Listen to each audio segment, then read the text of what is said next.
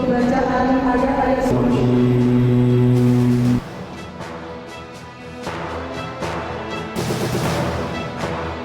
untuk memperkenalkan di Kementerian Agama.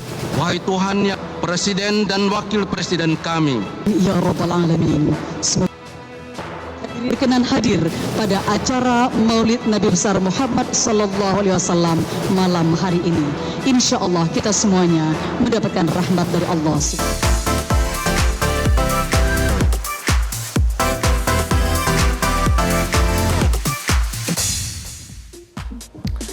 Halo pemirsa, apa kabar Anda hari ini? Anda menyaksikan Selamat Pagi Indonesia, program kesayangan Anda. Bersama saya Valencia Melvinci. Dan saya Jason Sambo, kami hadirkan beragam informasi tentunya yang menjadi hot topic atau yang hangat diperbincangkan selama beberapa hari terakhir. Termasuk ini Valen soal Wakil Presiden Gibran Rakebuming Raka dan KPU ini digugat ke Pengadilan Negeri Jakarta Pusat. Tahu nggak kenapa? Ini masih berkaitan dengan pada saat proses pemilu kemarin. Oh udah lama ya, tapi sampai sekarang ada ya dampaknya. Betul.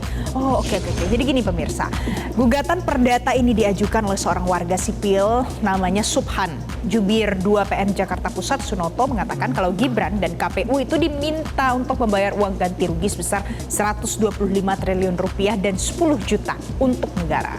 Ya, Gibran dan KPU dinilai melakukan perbuatan melawan hukum karena ada syarat pendaftaran cawapres yang dahulu itu tidak terpenuhi. Dan sang penggugat itu juga meminta majelis hakim menyatakan status Wakil Presiden Gibran saat ini sebagai wapres tidak sah katanya. Tapi kan udah menjabat ya Jason ya. Betul. Sudah lebih dari 10 bulan bahkan. Kita lihat apakah nanti proses di perdata ini apakah benar-benar bisa mulus atau tidak ya. Tapi selain itu juga yang kita harus perbincangan ini warna pink dan juga warna hijau yang kemudian banyak sekali bertebaran di media sosial. Beda. Tapi ini beda. Kalau itu kan yang berkaitan dengan situasi Indonesia saat ini. Kalau ini warna pink yang berkaitan dengan rompi yang dikenakan oleh Nadiem Makarim karena mantan Mendikbudristek ini ditetapkan sebagai tersangka oleh Kejagung. Oh ini pink yang menyala pemirsa. Pink yang beda. Pinknya ya. Betul. Ini adalah kita lihat visual kemarin pada saat Nadiem Makarim keluar dari gedung Kejaksaan Agung dan ia menggunakan rompi berwarna pink karena ditetapkan sebagai tersangka kasus dugaan korupsi pengadaan laptop berbasis Chromebook di Kemendikbudristek periode 2020 sampai 2022. Nah, setelah ditetapkan sebagai tersangka, Nadiem ini masuk ke dalam mobil tahanan tanpa berkomentar sedikit pun kalau kemarin. Ya, dan kerugian negara yang ditimbulkan atas dugaan korupsi Chromebook ini mencapai 1,98 triliun rupiah, besar sekali. Dan sejauh ini berarti sudah ada kurang lebih 5 tersangka ya yang sudah ditetapkan ya. Selanjutnya pemirsa, ini adalah hari yang ditunggu-tunggu oleh masyarakat karena hari ini adalah deadline-nya, hari terakhir. Tanggal 5 ya? Jason. Iya, ini adalah soal tuntutan rakyat kepada pemerintah yang kalau Anda lihat di media sosial angkanya adalah 17+8 soal semua tuntutan ini. Ya, ini kita melihat gambar di mana perwakilan DPR Andre Rosiade dan juga Rieke Diah Pitaloka ini kan menyambut ya sejumlah aktivis dan juga influencer yang membawa salinan dokumen tuntutan 17+8 dan pada saat itu para influencer ini menekankan pentingnya untuk memenuhi deadline tersebut dengan meminta anggota DPR keluar dari dalam gedungnya untuk menerima tuntutan yang dibawa. Dan mereka ini diterima sekali lagi oleh Andre Rosiade dan juga Rieke Diah Pitaloka yang pada saat itu juga turut menandatangani surat serah terima tuntutan yang dibawa. Oke, dan tuntutan jangka pendek yang harus dipenuhi pemerintah hari ini, tanggal 5 September pemirsa, diantaranya adalah untuk membentuk tim investigasi independen kasus kematian driver ojek online Afan Kurniawan.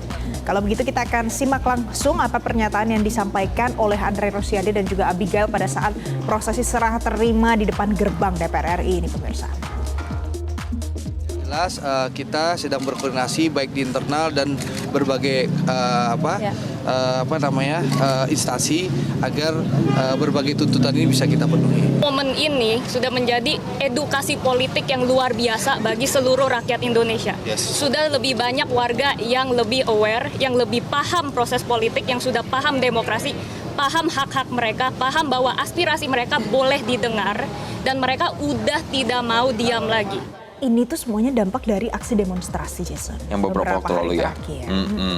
Ini kemudian memunculkan sosok-sosok yang sebenarnya tidak terduga dan ternyata juga ikut turun ke jalan, ikut juga berdemonstrasi, tapi ternyata banyak yang bikin salah fokus nih oleh masyarakat atau netizen-netizen ya. Tahu dong, kita lihat nih, ada beberapa pemirsa yang mungkin akan kita tampilkan yang sangat mencuri perhatian netizen. Ini dia, Lisa Mariana yang pada saat itu ikut gabung dengan massa yang pada saat itu berdemonstrasi di depan gedung DPR RI. Tak hanya berpartisipasi, Lisa yang dikenal karena kasus dengan ex-gubernur Jawa Barat Ridwan Kamil ini juga membagikan makanan kepada para demonstran yang ada saat itu. Oke, ada lagi nih pemirsa. Kalau yang satu ini namanya Lucinta Luna. Anda kenal kan, pasti tahu ya. Yang pakai helm hijau ini adalah helm Gojek. Nah, ia adalah Lucinta Luna, terlihat membaur dengan masyarakat untuk menyampaikan aspirasinya. Ini menarik perhatian para demonstran karena bahkan Lucinta Luna ini sempat berorasi dengan suara khasnya ya. Betul, ya ini juga salah satu yang banyak nih dikomentari dan banyak yang mendukung ternyata ya aksi dari Lucinta Luna ini untuk menyuarakan. Kalau ini nih adalah Fajar Sad Boy yang juga mencuri perhatian massa. Bahkan ia menangis hingga membuat suasana aksi itu menjadi mencair ya. Tuh sampai nangis. Mudah-mudahan serius ya menyampaikan aspirasi memang dari dalam hati. Pemirsa, itu tadi ada beberapa hot topic hari ini. Masih ada juga beragam informasi yang jadi berita utama dalam Selamat Pagi Indonesia hari ini. Jelajahi cara baru mendapatkan informasi. Download Metro TV Extend sekarang.